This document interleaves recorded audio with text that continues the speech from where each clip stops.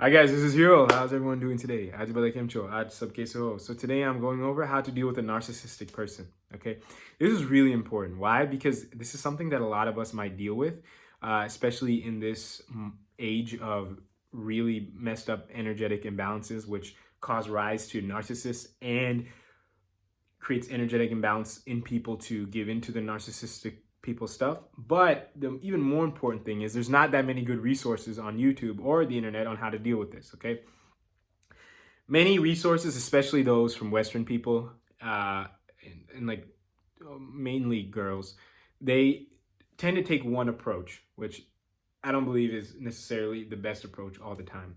Okay, and this approach is the narcissistic person is the bad person, and let's implement these very superficial techniques to maneuver around the obstacles of these narcissistic people. Okay, that's one approach that can be useful for a very temporary period, especially in times of pain. However, there's plenty of videos on that. I'm going to be discussing more about the long-term approaches, right? Which recognize, hey, this person had a messed up energy imbalance inside of them, but I also had a little bit of an imbalance in order for something to happen here, okay?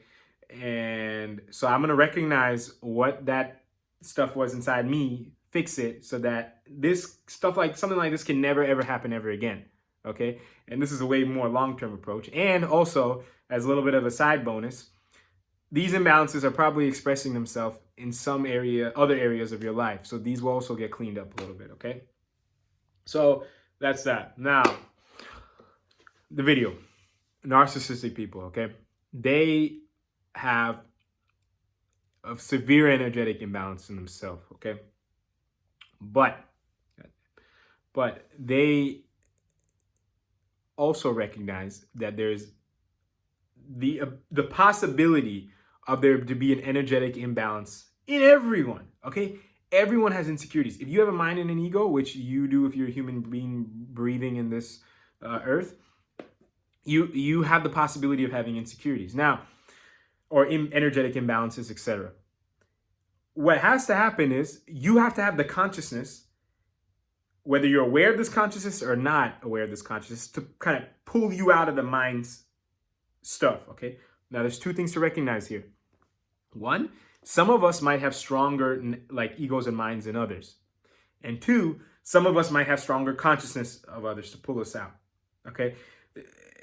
So that's that. There's a different wide variety of combinations here in these two variables, but I just want to leave it at that, okay? So, but they are recognizing the possibility that I can get anybody. Like I can give that person the illusion that I can overcome their insecurities. Okay, that is the main thing. Now, you need to understand that if something happened, there was some insecurity inside you that made it happen, right? Let's just say you were in a relationship with a narcissistic person, right? This person just loved, like, just messing with you, right? Getting your attention, pulling away, all this kind of stuff, right? Well, they recognize that there was a severe, let's just say possibly, that there's a severe need for validation from you and a severe lack of confidence, and that they also recognize that they could get you to fall under the illusion that they would give it to you, okay? So I hope that was clear. Now, there's two things here. One, what to do when narcissistic people try to approach you, right? Because you gotta understand, they're kind of gonna test you at the beginning, right? So they're kind of gonna see, hey, they're gonna ask, and they're kind of gonna see based off yours, am I able to identify anything? It's kind of like just going fishing, right? Can I reel anything in? And if you reel something in, okay, let's hone in on that. Let's isolate the focus there. Let's use that to get more information, and let's just cause the focus to just keep shifting on everything that I've identified, and just keep it growing, right? That's the plan here. So what we need to do is we need to grow our consciousness and identify when these imbalances and insecurities are kind of getting triggered. Because if we do that, then we can say, hey, whoa, whoa, whoa. One, this person's doing this and let's stop. Two, let's just say we sense that we are possibly going to go down a slippery slope here. Let's work on those insecurities, right? And I have other videos on how to work on insecurities, but I'm going to touch on them a little bit now. But I want the main video to be on what you do here. Okay. And then the second scenario is, let's just say you're already dealing with narcissistic people, right? And you need to know what to do, right? Okay, so the difference is the first people, it's more of an attachment to expectation, right? Let's say you meet someone at a party, okay? And this person's just messing with you, right? Like they very heavily flirting with you. And let's just say they know they're attractive, right? But let's just say hypothetically, they know they don't want nothing with you. They just want to mess with you, right? As this is just how some of these people are, right? Because they like it, right? Because they are insecure and they need it, right? To keep functioning. So let's just say you're at a party and the only way they can get you in, because there's no attachment here, right? The only way they can get you in is if you have the tendency, to jump to expectations like crazy, right? Like, oh man, this person would look really good when I, take them to family functions or, out to other parties or something. Man, this person would be great. It'd be so fun if, we live together or whatever, right? Your mind goes crazy, right? So there's no attachment. So they have to form an attachment real quick based off of potential expectations, right? So if you notice this should be a huge red flag, okay? And I'm going to get into more details as we go on this video.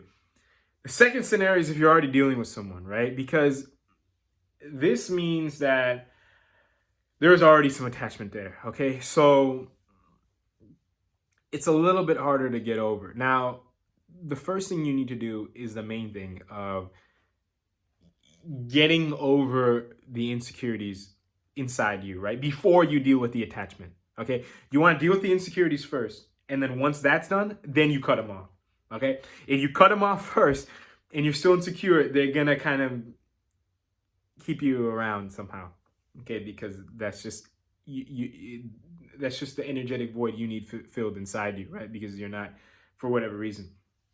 So you need to do that, right? And then you cut them off and you deal with the attachment separately, okay? So the attachment's a whole nother thing, right? I have videos on how to deal with like getting over a relationship and things like that you can watch. But the main thing here is the insecurities, okay? So what are some of the possible insecurities, you might ask? Before I just keep rambling on and on. Okay, the top insecurities, and these are just some at the top of my head. Need for attention, need for validation, not thinking you're good looking enough, not thinking you're gonna find anyone to make you happy, not thinking that anybody cares about you, not thinking anybody respects you or likes you at all. I'm just going to leave it at that, right? It's any insecurity related to the bottom three chakras, the physical, emotion, and the mental. And you can watch my lower chakra video for more videos on that. But anything that stems from there, right? I'm not good looking enough. Nobody likes me. Nobody respects me. Nobody thinks I'm valuable, whatever, right? All this stuff. So if they're strong inside you and this person through like body language or just words, whatever, right? Text messages, if they can sense that in you, they are going to light it up. Like they are going to put all eyes on that and say, hey, I can do something here, right? And this is not just for intimate relationships, right? This is for like work, right? Now, the reason why I mention intimate relationships so much in my videos is because relationships have to do with all three of those bottom three chakras: physical, mental, and emotional, right? Or physical, emotional, mental in order. So that's why there's just very few things that touch all three. And this is why relationships, they're the hardest to kind of deal with when things go bad and they affect us so much, right? So that's why I kind of do that, because I can kind of give a really good example here. But this narcissistic person, it can be for anything, but it just might not touch on all three of these things, right? For example, you might have narcissistic people at work, and it could possibly touch on three things, right? Because they could threaten your job, which is like, there's a fear of like no more money coming in, which affects your physical. And then emotionally, it's like they could affect your relationships at work. And also mentally, it's like they could affect your prestige at work, right? So they could kind of tap into the insecurities of, hey, maybe I'm not doing that good of a job. I'm scared I'm not going to get a promotion. I'm scared I'm not going to do this. I'm scared these people at work don't like me. I'm scared of this. Or expectations like, oh, I am getting a promotion, and then when things get stirred up, that could also be an insecurity, right? So now, how to deal with insecurities? I made a lot of videos on this, but I'm just going to say the real short answer right now. You accept your fears, and you accept expectations that you're attached to not coming to fruition, okay? These two things mostly. This is how you get over insecurities. And then that's kind of like one side, and the other side is, so that's undoing the negative programming. And the other side is reinforcing positive programming. This is the side that most Western mental health stuff do pretty well. So I'm not going to touch on that. Like, telling yourself you're smart and respected, and all this stuff, right? There's plenty of information on this, but the other side, there's not. And this is the one, you got to clean up the garbage before you decorate the room, right? We just want to decorate the room and hope the garbage doesn't exist, but it does exist, right? So I hope that made sense. I could keep going on and on about this topic for like an hour, but I just want to kind of just leave it here. And if you have any questions or comments, as usual, you can let me know. Until next time, I'll talk to everyone later. Thank you all so very much for watching.